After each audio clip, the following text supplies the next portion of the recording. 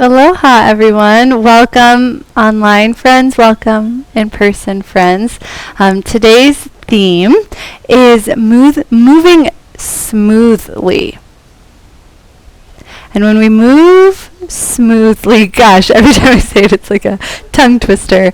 Something really magical can happen physically. More support is awakened mentally.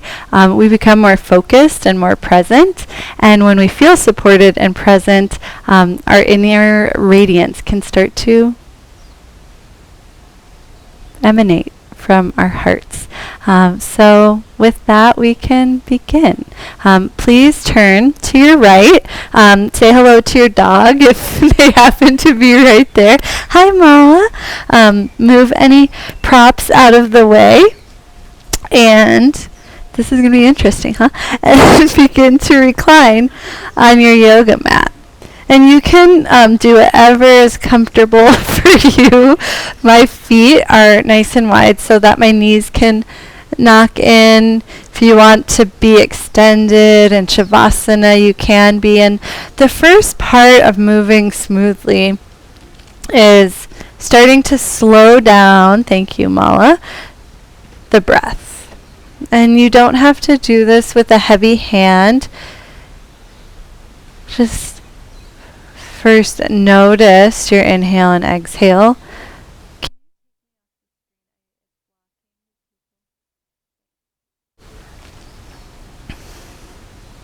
And just watch the breath.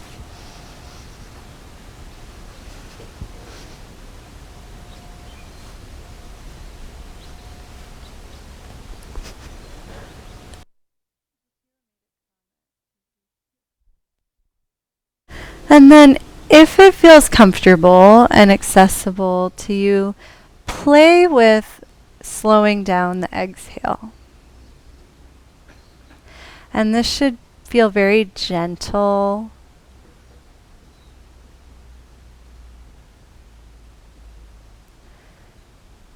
And see if you can be present with the feeling of emptying out. And there really is a moment when the lungs become fully empty, and it might even be a little bit later than you think. And imagine as you exhale, you're releasing everything that you want to get rid of physically and energetically, just for that extra motivation to be present and fully ride the wave till the end.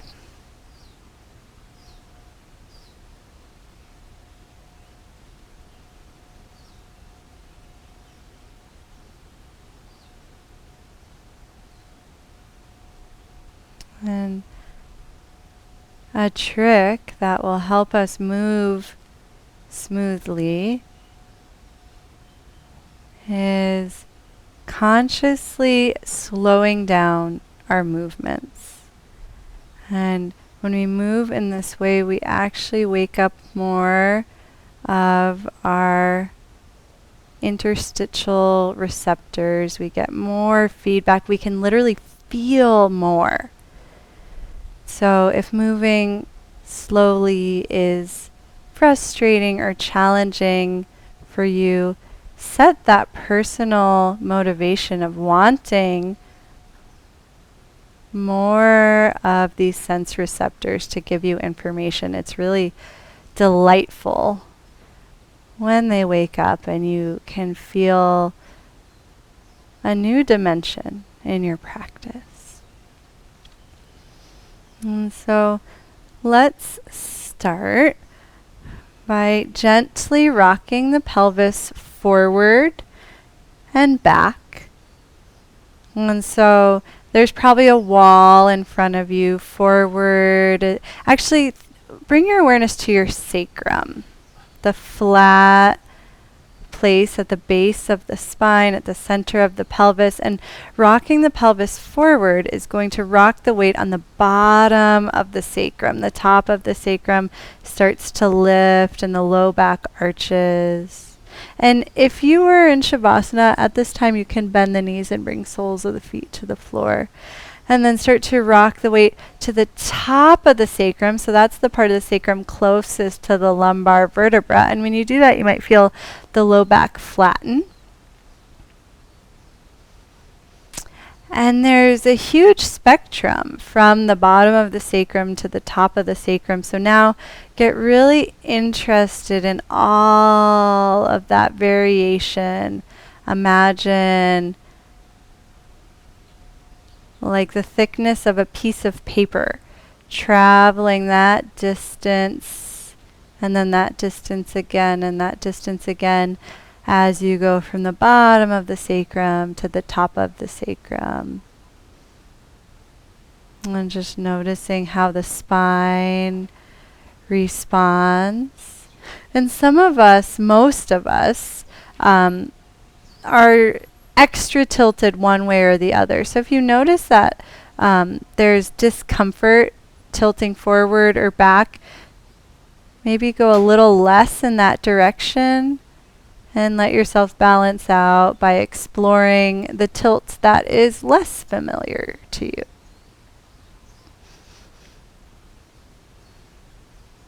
And try to feel the moment when the deep core starts to awaken, and it can help to bring the fingertips inside the bones of the pelvis and the soft tissue of the abdomen.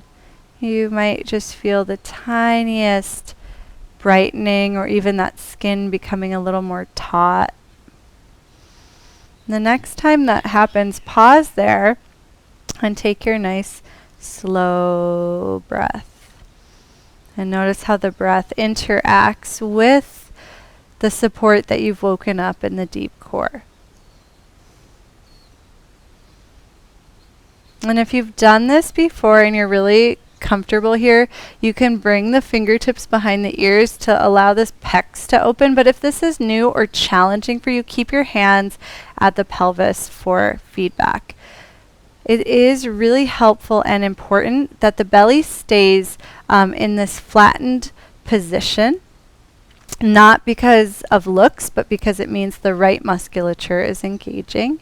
And so maintaining that flat position, play with lifting one leg. Aloha Natarajani, welcome. And then lowering it back down and then lifting the other leg. And I know we've done this a million times now.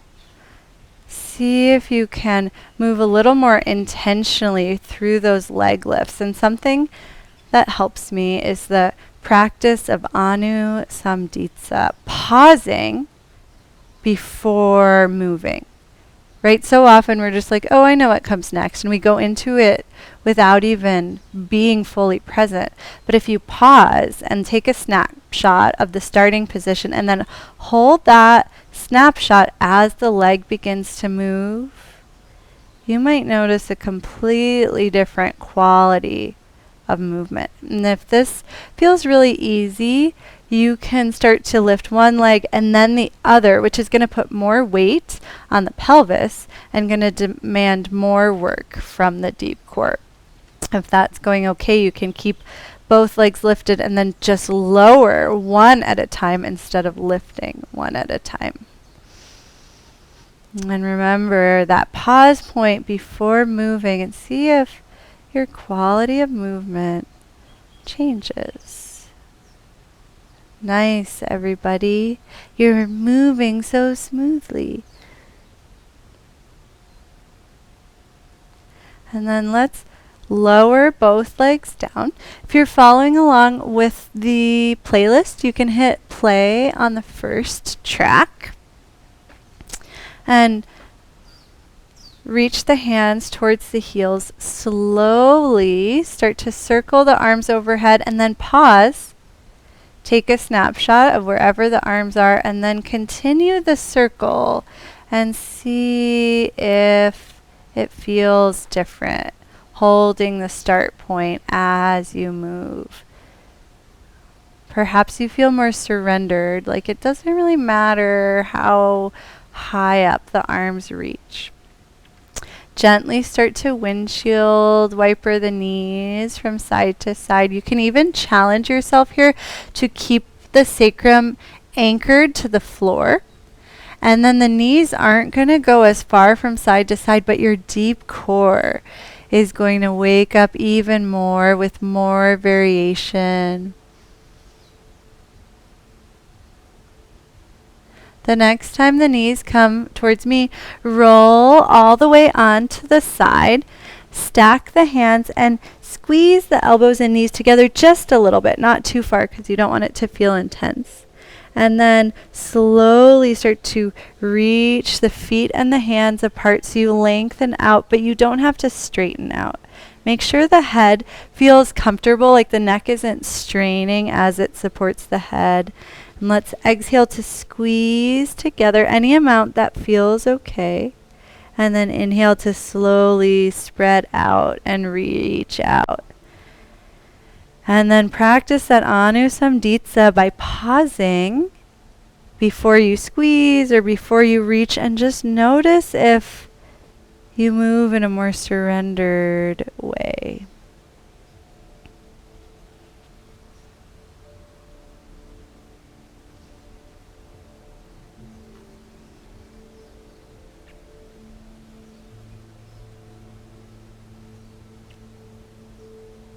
And the next time you reach out, you can slowly roll back onto the back, stretch everything out, and then drag the heels in. Reach the hands towards the heels. Pause before you lift into your bridge pose. And then slowly reach the knees forward and a little bit wide. Anchor the big toes so the feet start to wake up and come into a nice, easy bridge pose. And then drape the spine down one vertebra at a time. And let's take a few pulses here. This simple movement, but just practicing that quality of Anusambhidsa, of pausing before you move and then literally visualizing that start point as you move, and just notice what changes. Beautiful. If you need more support in the knees, you can try walking the feet just a little closer to the hips, but if you feel good, it doesn't matter where the feet are. And the next time the hips come down, pause there. Find your neutral pelvis just like we did before. Float both legs. And then slowly release just the left leg. Feel the left heel on the mat and start to glide it forward as slowly as possible, as if your leg was like an inflatable raft and you were just filling the raft with air, and it was allowing that leg to extend. And then grab behind the right leg, look at the right foot, try to spread the right toes if you can. Point and flex the foot. And then practice Anusambhidsa. Pause before you point. Pause before you flex. And start to visualize the trail of movement as if you could see that time lapse of the foot being pointed and flexed at the same time, and all the gradients in between. And then bend the right knee a little bit more. Bring the hands to the hips just to make sure the pelvis doesn't move here, and start to circle the knee around to move the femur in the hip socket. For my body, it's really important that my pelvis doesn't move here. This helps me wake up more support in the hip socket and avoid any irritation of the sensitive tissues. So less really is more. And then we're going to do a little experiment. Grab behind the right leg. If you have a sensitive low back, skip this first one and just observe. We're going to quickly lift the left leg and lower it to roll up. And that was experiment 1. And then we're going to do that same thing again, slower. to notice if it awakens more in your core. So if you are upright, we'll make our way onto our back and try to feel the back melting down so you have all that support. It's okay to push the leg against the hands to help counter the recline. And now we'll do that same action again, but this time, slow motion. Lift the left leg slowly, slowly, slowly. Curl the body up to meet the thigh. And then slow motion, lower the leg and just notice if you have more support as you come up. Twist away from me. I know you're not going to be able to see me here, but just let the body lengthen over the left leg as you twist to the right. And then we'll do that one more time, putting it all together. So slowly reclining. Try to use the area around the center to support you here and not the shoulders. So if you're feeling a lot of work in the shoulders and neck, see if you can relax and bring the work lower down. We'll do this one last time and go right into the twist as long as that feels comfortable. So exhale, curl up to meet the thigh. Slow motion, lift the other leg, and then drop it down to roll forward right into that nice, relaxed twist. And then come back to center, drag the left leg in, grab behind the legs and sway the spine from side to side, circle a little bit. If you want more here, you can squeeze the knees together and lift the feet and just roll the feet in a big circle. And then bring the hands behind you and actually pivot. Little massage for your glutes. If that felt good, you could do it a couple of times. And then end up so you're facing the other way. And we'll do a very similar sequence on the second side. So you can grab behind both legs and then gently make your way down and see if you can use the pushing between the legs and the hands to help you control the work. Sometimes kicking the legs forward helps a little, and if at any point this doesn't feel good, just come down however feels comfortable. Before we do the second side, let's stretch the legs out and go to the second track if you're doing the playlist. Arms can come into any shape that feels comfortable for the neck and shoulders. And pause and come back to that breath with a nice slow exhalation.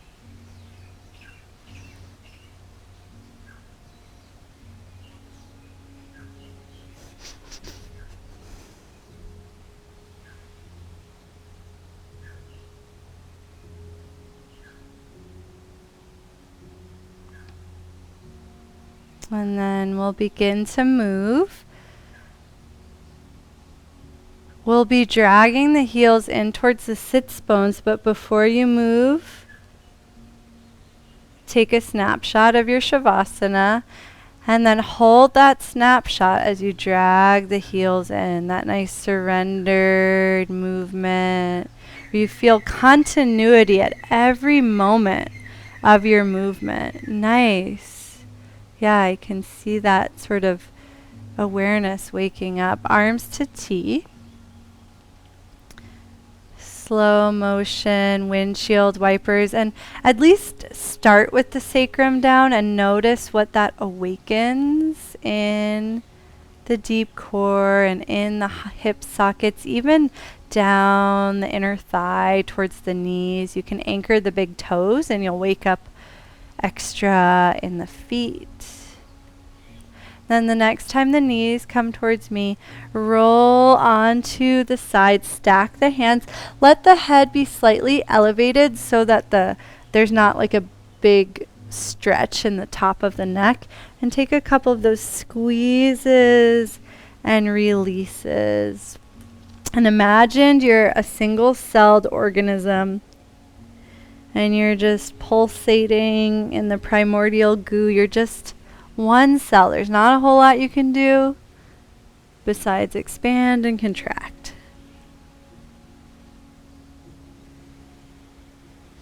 And see if you can move a little slower so that you can feel each millimeter of movement. You can imagine you're almost like a time lapse of this is sort of creepy, but I was going to say of a tree decaying. That helps you with that slow, progressive, almost melting. And then you get to be a time lapse of a tree growing. So it's the full spectrum here. The next time you reach out, can slowly return onto the back, drag the heels in, reach the hands towards the heels, lift the hips into bridge pose. If you'd like to pause in bridge pose on the second round, you can. And just notice if you can have awareness from the soles of the feet all the way through the crown of the head. Moving smoothly wakes up so much awareness. I like to give myself a little massage between the shoulders here. So if you want to shift the weight from one shoulder blade to the next, and it's okay to let the hips lower as you do that. I find that's a lot more soothing to my body. And then gently release the spine down. Find your neutral pelvis. Float the knees. And then toe tap, right toe down, and slowly start to allow the heel to glide forward as smoothly as it can. I know it's tricky on the sticky rubber. And then grab behind the left thigh, look at your left toes, spread them out, wiggle them around a little bit. Circle the foot, point and flex, and then try to move a little slower and smoother. And smoothness takes a muscular intelligence. It might feel like you're not doing a lot, but honestly, if you're moving smoothly, you're waking up so many more muscles, so much more intelligence in the body. Let the knee bend a little bit more, hands to hips. We'll keep them anchored and then start to circle the knee. And if you're doing it right, you should feel the core responding to the movements of the knees. And that's the core preventing the pelvis from tipping. See if you can keep the front edge of the body suctioning down towards the back edge. I shouldn't have said flat belly because honestly that's not realistic in most bodies, but just that condensing, that means we're not overcompensating with our superficial muscles. Circle the other way.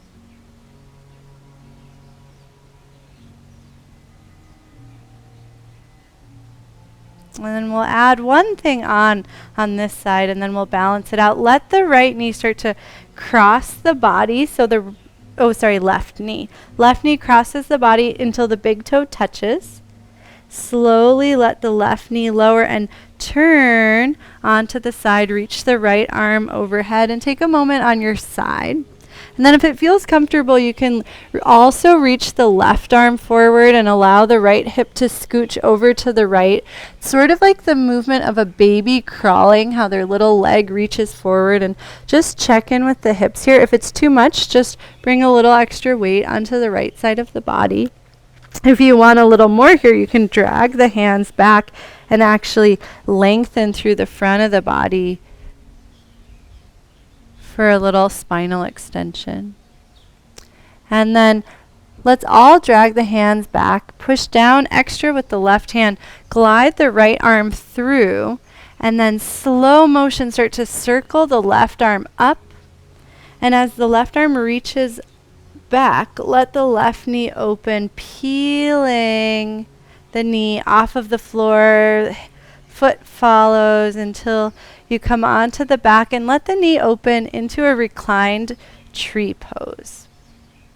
And just pause for a moment here. And then bring the left knee in. We'll do the second side in a moment, but first we have our pulsing lift off. So curl the body up to meet the leg. And first do our quick one, lift the right leg and drop it. And then we'll see what happens when we do that a little more slowly and see if you feel more supported as you come up. So grab behind the leg, slowly make your way down. And then same thing, grab around the shin, curl up.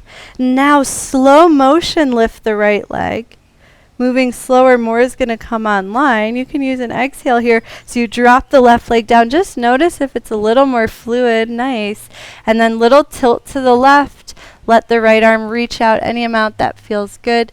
And if you liked that transition, you can do it one more time. And go right into the twist.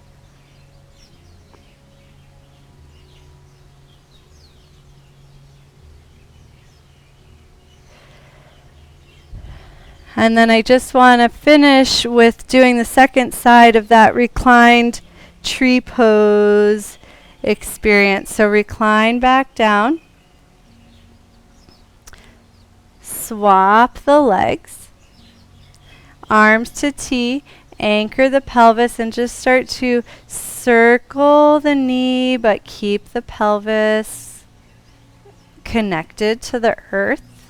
Then the next time the knee goes over to the left, let the whole body roll. So you're on your left side, right toe touches down, then right knee. You can stay on your side and just allow the hip to melt open any amount that feels good, or you can roll all the way onto the belly. The final option is a little extension through the spine, but just make sure you don't feel any pressure in the knee or pressure in the hip. And then to exit from this, drag the hands back, push down with the right hand, glide the left arm through. And then let the right knee drag in towards the left hip a little bit. Start to circle the right arm up and overhead and try to have full control as you circle all the way onto the back, letting the right leg float out into the fallen tree. You could just let the leg fall open, but see if you can instead control the trajectory, finding that smoothness.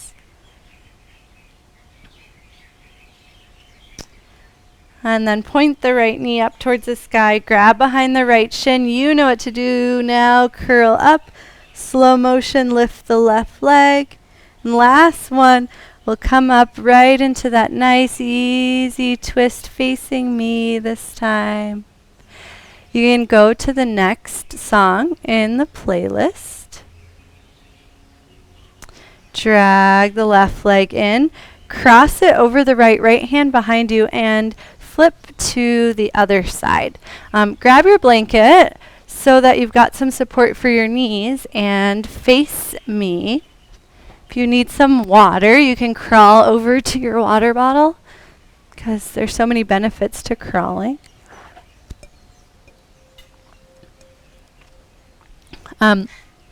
Take a moment just to open the blanket one more time. I think it'll work better if it's not double folded.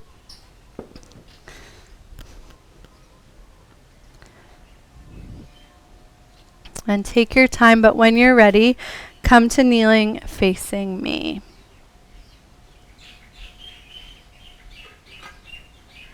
All right. Shift your weight into your right knee and take a nice easy step out with the left foot. You don't have to think too much about it yet. Everyone just did it wonderfully. But it's always nice to give yourself a few tries. So as long as it's okay with your right knee, take a couple of these step outs just to explore and really trust where you're placing your feet. Notice how your knee feels. Notice how your hip feels. And when you found a spot that feels supported, you can pause there. If it feels comfortable, Yukie, see how it feels to walk the foot a little bit over to the left. So yeah, it's not a lunge. It's a hip opening posture, kind of like Virabhadrasana 2, but with the back knee down. in case that helps. From here, let's wake up a little bit of extra support in the knee and the hip by anchoring the big toe and starting to circle the knee around the heel. And it should be a really little movement. You don't want to feel any pressure in the knee. Instead, actually what you want to feel is what changes in the hip socket as you do that. Nice. And as you're doing this, you might notice like, oh, I want to walk my foot out a little. And it's not coming from here, right? It's coming from like your body just expressing itself. So please, at any time, give yourself that permission. And then eventually let the hips stack over the right knee once again. Slowly lift the arms up. Push down into the right knee and begin to bend the left knee. And notice how the whole body can tilt. So there's a straight line from the knee up the spine. And then push into the left heel and come back up. Do a couple of these tilts. And notice what's supporting you in the hips. And then pause before your next tilt and practice that Anusambhita of pausing and then coming into the action, and just notice how your movement might change. Imagine you're holding like such a big paintbrush that you have to hold it with both hands, and then paint a big circle on the imaginary canvas in front of you. And now pause and repeat that, but try to feel every single degree of the circle and see if you can even, almost like a trail with a sparkler, see the whole trail of the circle. The next time you come down and to the right, you'll be planting your hand. If that's too much, you can always have a block underneath the hand. And I want this to be a lovely experience of expansion and reaching out and not really strengthening, but almost just like a counter pose. Check in with your neck. If your neck is dropping, see if you can create some space on the bottom. Nice. Wow, that was awesome. Cool. I wish I had a recording of that. Take one more moment to lengthen out here and feel spacious. And then you might want to watch this transition. We're going to be slowly pivoting down to plank, and I want to make sure everyone's careful with their knee. So allow the knee to gently turn, adjust the hips, and then place the hand so you're in plank, but the right knee is supporting you. Tuck both sets of toes under. Exhale to hover the right knee and then push into the hands to send the hips up and back into a staggered down dog. And then push into the ball of the left foot to send the weight forward, dropping the right knee. We're actually going to go back to the beginning. So I like to grapevine my hands here just because it's fun. Pivoting over to the left, and just be kind and gentle on the right knee, especially if you have sensitive knees. So you might need to push extra into the feet to take weight out of the knees. Make sure you like where your left foot is. Sometimes I find that mine's too far away, so if you need to walk it in, take that time, and then be slow and dramatic here. Slowly roll up. Nice. And we're not going to repeat all the actions. We're just going to go through the whole sequence. So you bend the knee and go right into the big paintbrush circle. We'll do a full circle. And then we'll take it to the other side with or without the block. And imagine yourself like a raft, slowly inflating and expanding so you feel it evenly through the whole body, not at just one place. And then take your time pivoting down. Make sure that right knee feels okay. Turn the hips towards the short edge of the mat. Tuck the toes and lift the hips into down dog. Feel free to stay in down dog for a couple of breaths and wag your tail. If that feels like too much, you can always lower the bottom knee and wag your tail there. Or anything else that the body is craving. And then lower the right knee. Bring the left knee in and sit back on the hips just for one moment. You can sit upright and just absorb before we go to the other side. Can you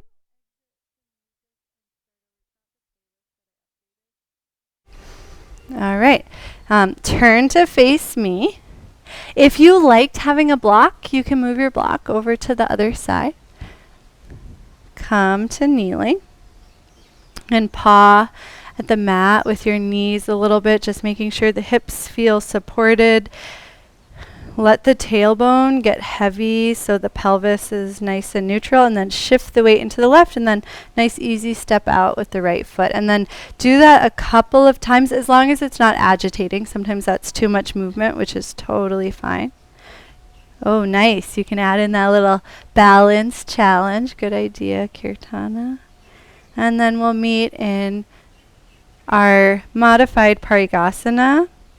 And from here, anchor the big toe and just start to circle the knee. And notice when the knee goes wide, what happens to the arch of the foot. And you really don't want to feel this in the knee. Instead, try to feel what's happening in the ankle and the hips. Ooh, nice modification, Natarajani. Feel free to do this with your hands down on blocks. And then find a place where the foot feels active, the knee feels supportive, and you might even be able to feel your glute engaging to open the hips a little bit. Slowly reach the hands up. And then anchor into the right knee as you bend in left knee as you bend into the right knee. And take a few pulses here and try to feel equal weight in both legs. Right? There's a tendency for everything to just shift over here. If you can keep equal weight in both legs, you might notice that you have a lot more support and buoyancy in the hips, length in the spine. The next time you tilt over, you've got your giant paintbrush and you can draw some circles. And it doesn't matter how big the circles are, but it does matter how smoothly you paint them. And just try to feel support in your hips, even though it's a lot with the arms. I'm more interested in the foundation here. The next time you sweep down and to the left, you can plant the right hand and expand, open, trying to feel spacious and supported and even. Nice. And just make sure the neck feels supported and the left shoulder. And then we'll slowly pivot down and to the left. Turn on the knee. Make sure it's happy. Move the block if you're using it and press back into down dog. You can wag your tail a little bit. If there's a different counter pose your body would prefer, go for it. If you want to be a little more dramatic here, you can even glide the left foot up and back. That's kind of fun. And then bring the left leg back down, lower the left knee, and we'll walk all the way back to the beginning, grapevining the hands over to the right, pivoting the right foot, making sure the right foot likes where it is and it's not too intense. And then push down into the left knee to slowly roll up.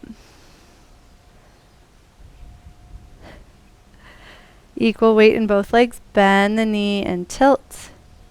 And then draw one full circle and then one half circle to go over to the other side and expand.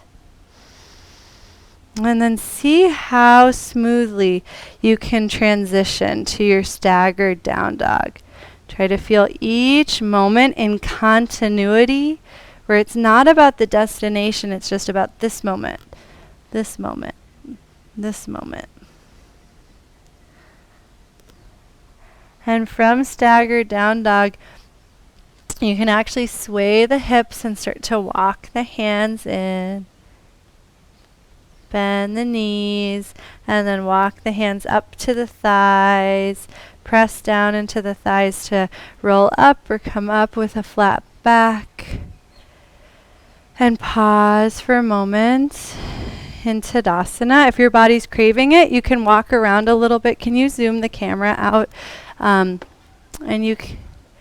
I'm just figuring out the music here. Yeah.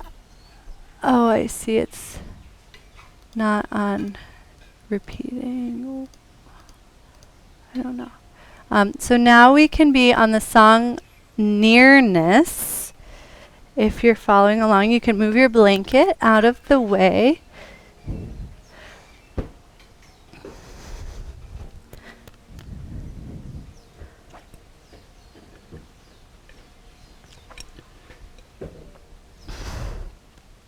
Okay. And you can also move your blocks. And let's meet in the middle of the mat facing me. And shift the weight into the right foot and take a little step forward with the left and just twist a little to the left so you feel connected between your torso and your leg, and then bounce back to the beginning.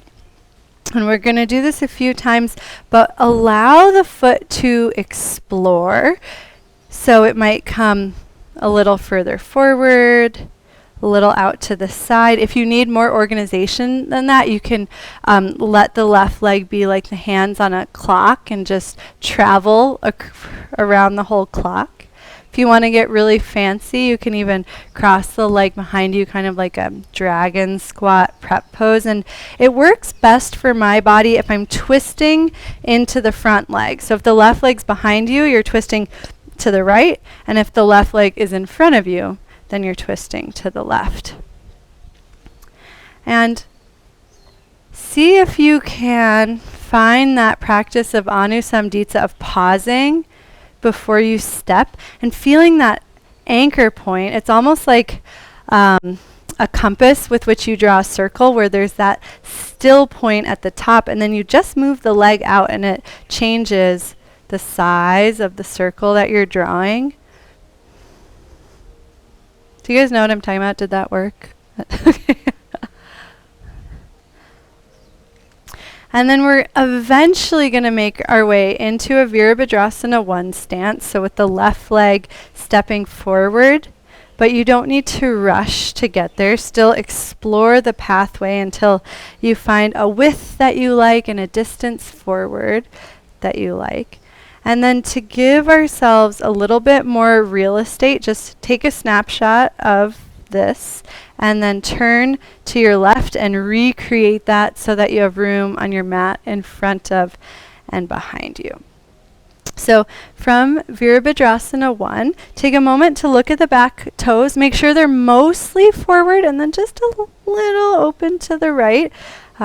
Equal weight in both feet and pelvis mostly forward. Relax the arms down. Then before you lift the arms, pause. And then hold the beginning of the movement as you sweep the arms forward and up into Virabhadrasana 1. Nice soft shoulders. Take a natural breath. And then slowly start to shift the weight into the front foot. If it feels comfortable, drag the back foot forward. Bend the back knee and reach down for the outer ankle. Anchor the left big toe down for stability and level the pelvis. Start to bring the right knee behind the left leg a little bit to open the right hip, and then kick the foot into the hand, letting the spine expand. Take a couple of breaths in this nice gentle dancer pose, and then kick a little bit more, hand and foot together, to let the right glutes come on. This is going to help us transition to Virabhadrasana 2. So as you kick the foot into the hand, can you feel that? And see if you can lift. Yeah, there you go. And then in a moment, I'm going to demo this before you do it. You'll let the leg go free and step back and notice where it wants to land. And then try that a couple of times. Just the kicking, letting the glute engage, and then letting it step back comfortably wide. And it's going to be wider than where you were, right? We were here, but as the glute engages, if you can get out of the way, the hip will externally rotate. Yeah, nice. Great. And so from here, turn all 10 toes towards me, and we'll practice a lovely flow between Skandasana and Virabhadrasana 2. So equal weight in both feet. Anchor the big toes. weight can rock into the heels a little bit, and then start to bend the right knee and hinge forward, just so you can see it. You're hinging forward just a little bit as you twist to that knee. And then push into the right foot, slowly rise up to star pose. And then we can sync it to the breath. Exhale as you bend the knee and twist, and take a few pulses here. Trying to move as smoothly as possible, feeling that deep core support you. If you want to pause in Skandasana, it's kind of fun to rock the weight forward and back, and you'll feel different sensations on the inner leg line. And then for our transition to Virabhadrasana 2, push down into the right foot, turn the toes over to the left, back toes just in a few degrees, front toes all the way out to the front mat for Virabhadrasana 2. Satyam, can you take the stuff off the screen so I can see those people? Pause for a moment in Vira 2. Let the arms be soft. You can even float the wings up and down a couple of times, and then gaze over the left middle finger. And then let's play with that transition, or just play with those two poses a few more times. So turn the feet towards me and start to squat the hips back into Skandasana. And then your slow motion transition to Virabhadrasana 2. And each time you repeat this, try to move smoother and smoother. Try to feel every single moment, not just the beginning and the end, but every gradient of the pose. If you want a little bit more here, when you go to Virabhadrasana 2, you can actually go all the way back to the beginning, starting in Natarajasana, kicking the leg out and turning to Skandasana, and then pushing into the back leg to open into Vira 2. Moving as smoothly as possible, adding anything on or subtracting. It really doesn't matter what movements your body is doing, as long as you can feel that continuity and hopefully feel more and more support, waking up, more and more integration.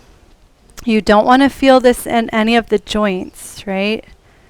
You want to feel it dispersed through your whole body, as if you're still that single-celled organism from the beginning of class, just expanding and contracting. We'll do one more.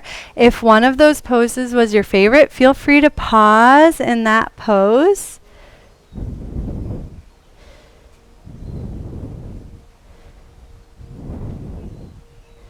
And then let's meet in Tadasana. And let your awareness drop down into the soles of the feet. And gently lift the heels and release them down, and do this a few times until you're starting to bounce a little bit. See if you can relax through the shoulders, relax through the low back. And then if your joints allow, you can actually start hopping up and down a little bit. And then start turning all the way around. And then turn the other way. And we'll meet facing me. Oh, that was cool timing. And just pause and notice sensations through the body. Notice the ability of your mind to be present.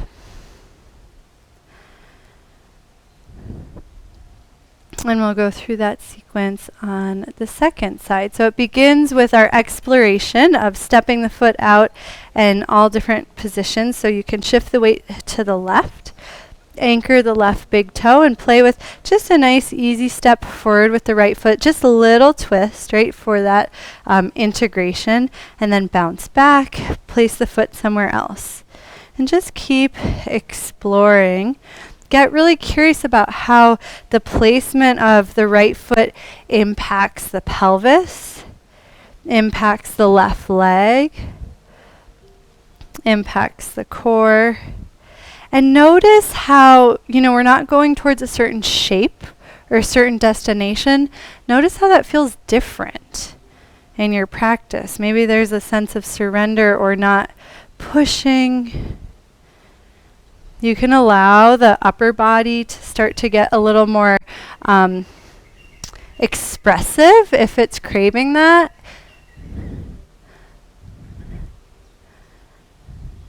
Nice, Yukie. Everyone, just replace Yukie with your name, because I could have said that to anyone. You all are amazing. And the next time the foot starts to step forward, play with that positioning where it's a nice easy step, mostly in line with the right hip. And then eventually pause, equal weight in both feet, bend the front knee, take a snapshot. And this time we'll turn over to the right and we'll recreate that position over to the right, just so that we have space on our mats. And so if you're new to Virabhadrasana 2, actually everyone should look at the back foot, and it should mostly be forward. And then equal weight in both feet and gentle bend in the knee. Let the pelvis be really supported. And then sweep the arms up. Connect with your breath. And then slowly shift the weight into the front foot. Glide the back foot forward and then bend the left knee. Reach for the left ankle. Find your drishti, your steady gaze point. Bend the right knee a little bit so you feel springy. And then let the left knee point behind you a little bit, so that is going to start to open the left hip. Pelvis and shoulders stay squared forward. And then kick the foot into the hand really gently and start to pull on the foot with that same hand. And just notice what engages. See if you can feel the glute on the back of the left hip starting to wake up. Anchor the right big toe, and then without thinking, let the left leg go and let it reach back and let the toes turn out naturally. Nice. So cool. It's like magic every time. And the hips will naturally open a little bit, and hopefully you end up in a supported position. We'll actually turn the toes forward right away. And then bend the left knee, little twist to the left. Anchor the big toes, rock weight back into the heels. And then you can play with bending the knee a little bit more, twisting a little bit more. Push into that foot. First just opening to star, and then pulsing between star and skandasana, but trying to feel the smoothness of the transition between the two. Honestly, I'm not that interested in the end points. I'm really interested in all the gray area. Gray area is so boring. I think it's like rainbow area. The next time you start to push down into the left foot to come up to star, let the right toes turn out. Let the left heel lift and turn out, and bend the right knee, pausing in Virabhadrasana 2, equal weight in both feet, hips nice and relaxed. If you need more space, you can give it to yourself, but make sure you can feel how the legs are relating towards one another and not pulling away. And then it's up to you. You can go between Skandasana and Vira 2. You can also add on the shift to Natrajasana. And make sure you give yourself that little kick and pull so that the glute can fire, sending the left leg back to the perfect position. And see if you can let go of what these shapes look like. And try to feel the continuity that connects every single moment.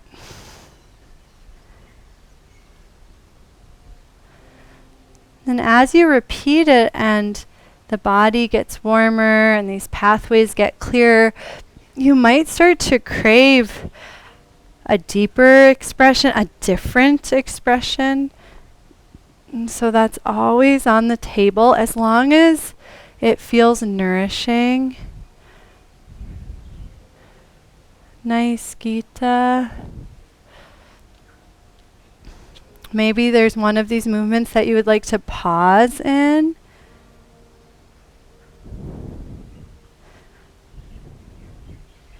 And we're going to finish a little differently than we did on the first side. So let's all eventually meet in Skandasana. And then straighten both legs.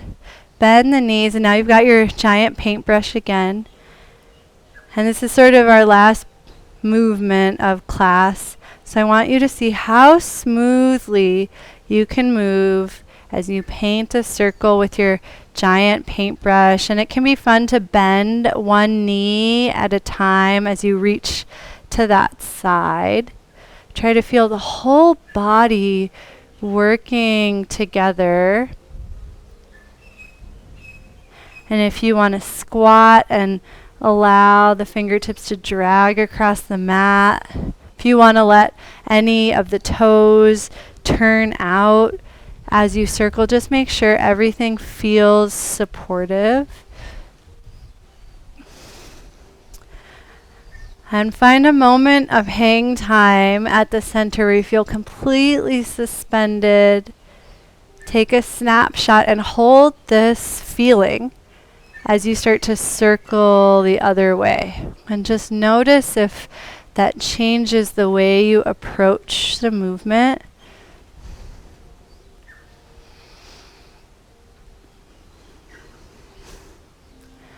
And you can let it evolve. You don't have to hold on to the paintbrush anymore.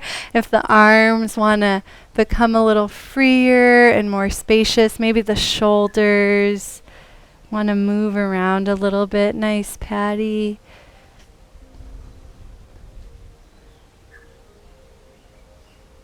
And eventually, in the next few breaths, find your way to the bottom of the circle. The hands can come to the thighs or blocks or shins or floor, whatever feels best for you. And just pause and let yourself start to deflate. And then eventually lower one knee, lower the other knee, and come to seated on the heels and stack the spine above the pelvis. And just notice how it feels to come to stillness. Notice if the edges of your body feel more spacious or maybe less defined.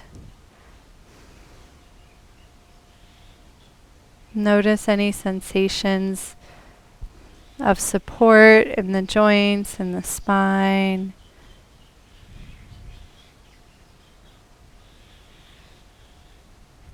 And I had a couple of cool down movements, but I have to be totally honest. As I come to stillness, my body's like, I just like want it. Like it just feels like nectar. So if your body is craving moving, you are more than welcome to add in a little gentle twist or a gentle forward fold. But if you're feeling like, ooh, this stillness is quite nice, we can start to transition towards our rest pose. So you can stop the music. Feel free to get any warm layers or dim lights or anything that would help you rest best. Feel free to have a sip of water.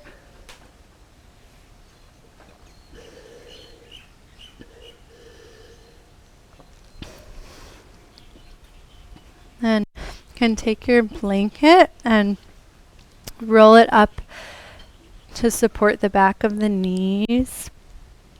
You can come onto the back however you would like. If you enjoyed that slow motion reclining from before, you can grab behind the legs and just play with that kind of counterbalance as the legs reach forward, supporting the torso. And again, just make sure you feel the support in the low back and not in the shoulders and neck.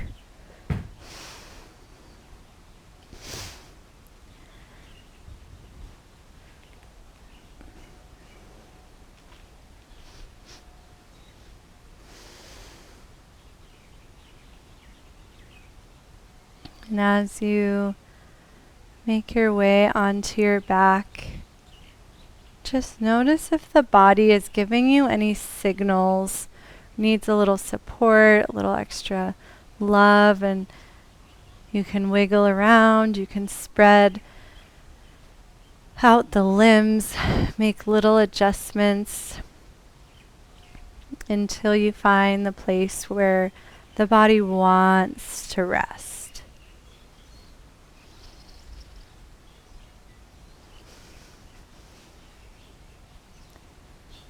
And Paul Reps used to say, smooth motion cures commotion. So after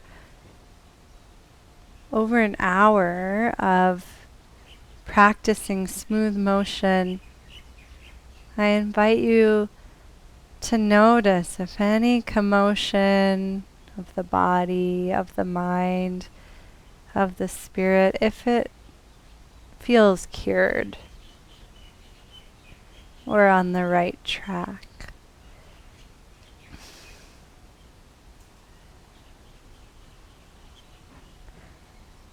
And then from this place, we can let everything go. You have done the work, and hopefully you're already feeling some of the benefits.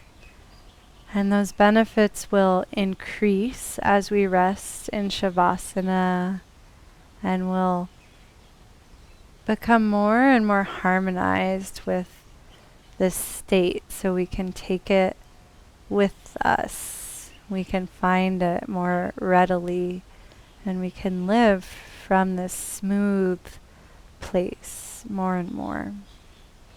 And so just take a moment to observe the smoothness of your breath.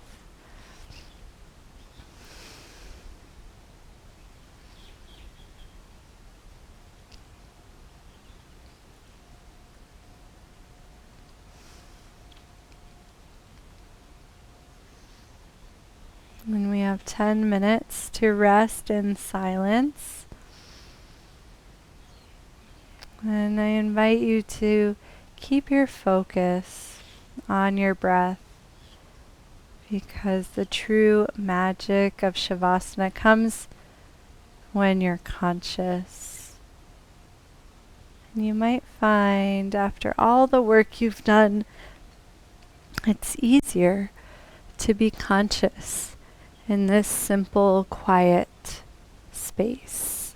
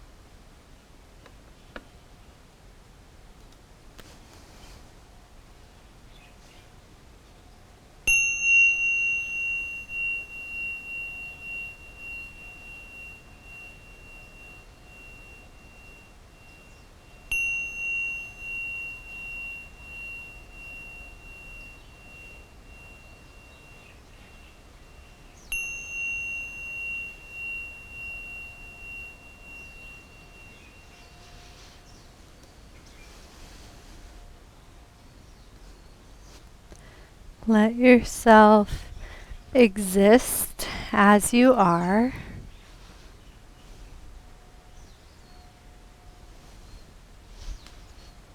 And start to observe your breath,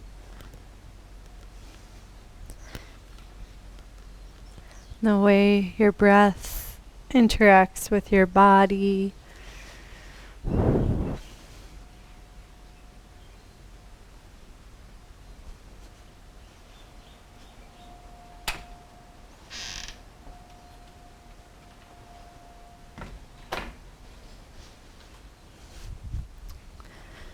And imagine breathing down to the fingertips and the toes.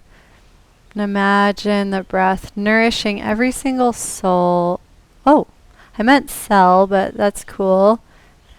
Every single cell and your soul.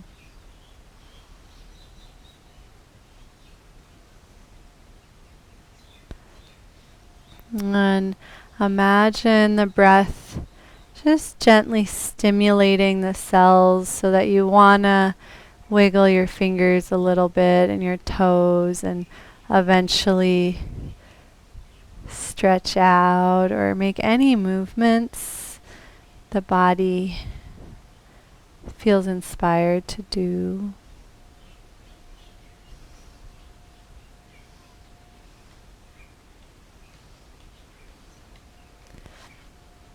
And you can even visualize yourself, your most radiant form, sitting in meditation, just perfect and balanced and healthy and sweet. And take as much time as you need with that visualization. And eventually let it inspire you to make your way into becoming that. And you can take your time and enjoy any movements along the way.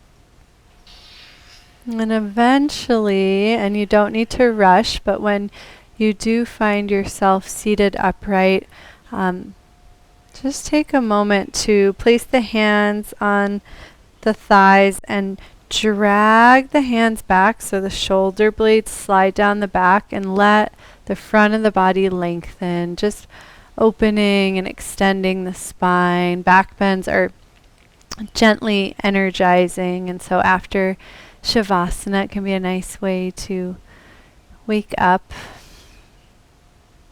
and then allow the pelvis to find neutral. Allow the shoulders to stack and even float the hands to the horizon to gently brighten the deep core. You might just feel that little like hug in that should be very supportive and gentle. Can release the arms down or do it a couple times if it is helping you find your seat.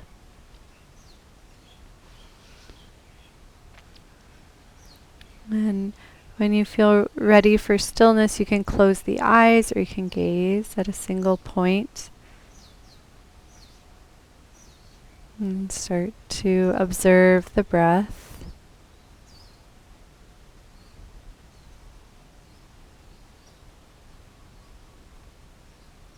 And notice the smoothness of the breath. You don't have to take a breath or control it.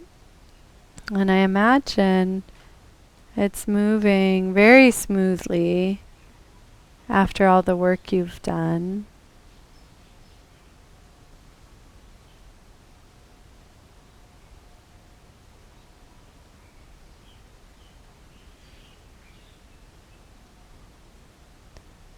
In some yogic texts, when they talk about the smoothness of the breath, they say imagine like pouring ghee, so like hot oil from a teapot, just that fluidity and warmth and seamlessness.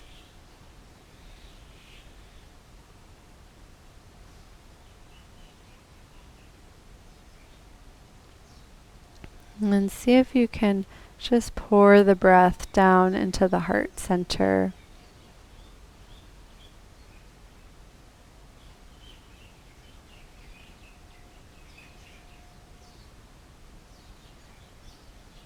And as you exhale, relax fully and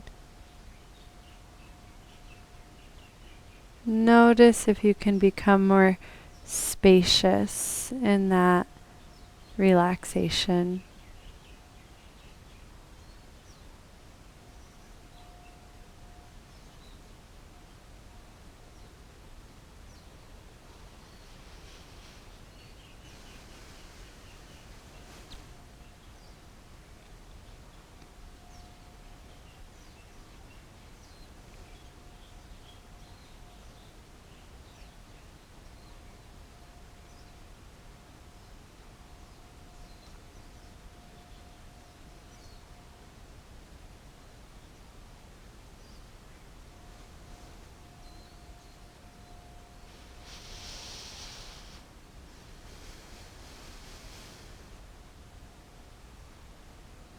You can start to attach one of the lineage mantras, either Om Namah Shivaya or Hum Sa, to the breath.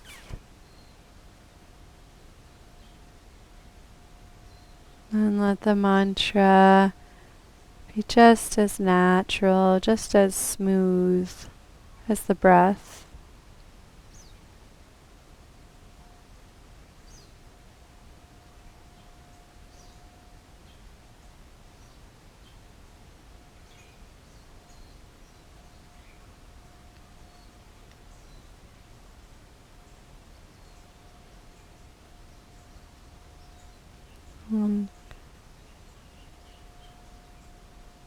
During class, I mentioned how this smooth motion wakes up more sensory receptors. So just notice if you feel more awake internally.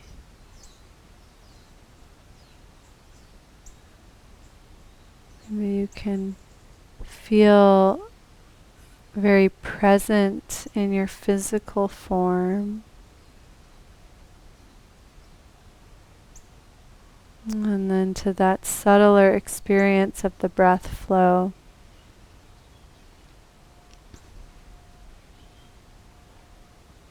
And then aware of that even subtler experience of the vibration of the mantra.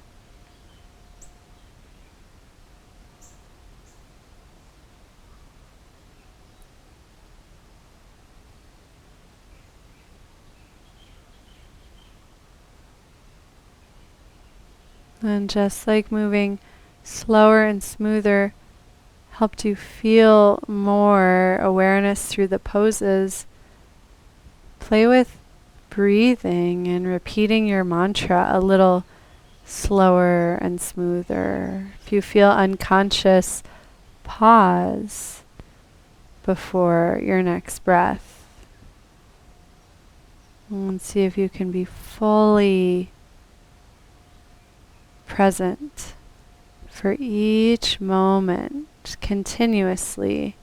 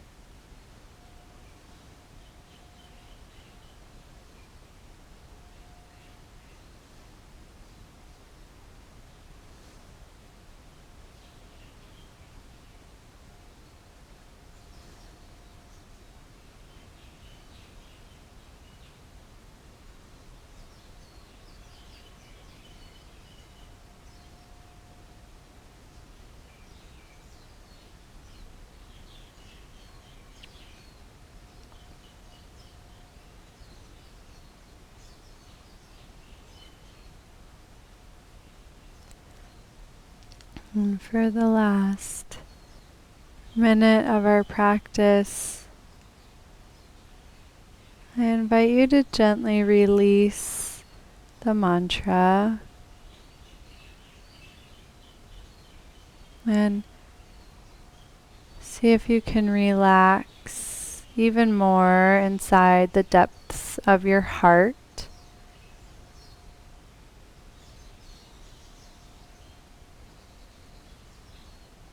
And as you dive deeper into the heart, maybe you can also feel a sense of spaciousness, simultaneously going in and expanding outward.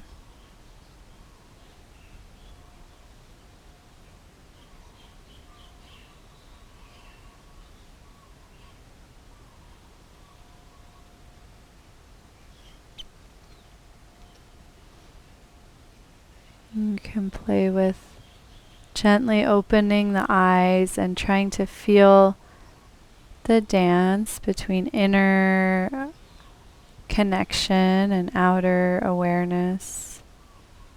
You can always close the eyes again and feel, and then reopen the eyes. Or perhaps try that practice of Anusamditsa, where you pause before you open the eyes. You pause and you feel and you connect, and you stay there as the eyes open.